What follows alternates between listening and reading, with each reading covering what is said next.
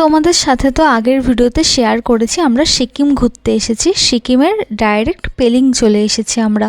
তাই সবাই সকালবেলা মর্নিং ওয়াকে বেরিয়েছিলাম। মর্নিং ওয়াকে বেরিয়ে এই সিকিমের অনেক রাস্তাতেই দেখেছিলাম যে কমলা লেবুর মতন দেখতে একটা ফল সব গাছে ঝুলছিল।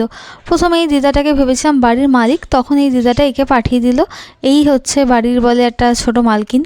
ওকে আমরা এই ফলটার ব্যাপারে জিজ্ঞাসা করছিলাম, তারপর ওর ব্যাপারে জিজ্ঞাসা করছিলাম ওর নাম কি, ও কোন স্কুলে পড়ে। তখন বললো ওর নাম ডিম্পেল, ও পেলিং হাই স্কুলে 7 কি 8-এ পড়ে।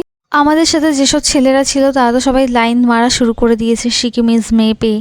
তারপর ওকে আমরা বললাম এই যে দিদাটায় উনি কি তোমার দিদা হয়? ওনার এজ কত? আমাদের এখানে তো সবাই 50-এই কত বয়স্ক হয়ে যায়, উনি কত ইয়াংভাবে হেঁটে চলে বেড়াচ্ছে, এত ফিট উনি। তখন বললো এই দিদাটা 70 মানে 70 বছর বয়স, আর দিদাটা শিয়ালের দুধ নিতে এসেছে।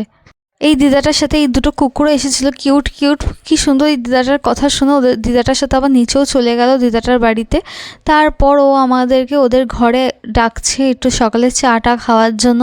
ঘরের ভিতরে আরও লোক ছিল, তারাও সবাই খুব ঘর থেকে ডাকছিল যে ওদের ঘরে ঢোকার জন্য, কিন্তু আমরা কেউ ওদের ঘরে আর ঢুকলাম না, কারণ সকাল সকাল কাউকে ডিস্টার্ব করতে আমরা চাই না।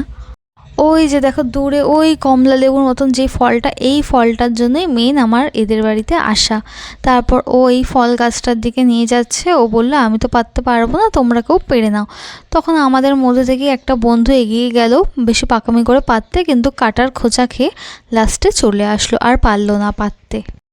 তারপর ও আমাদেরকে অনেক গল্প করছিল, ওদের ওখানে প্রচণ্ড জলের কষ্ট, ওরা ঠিক মতন জল পায় না, জলের লাইন সব জায়গায় নেই, ওরা এক ফোঁটাও জল ওরা নষ্ট করে না।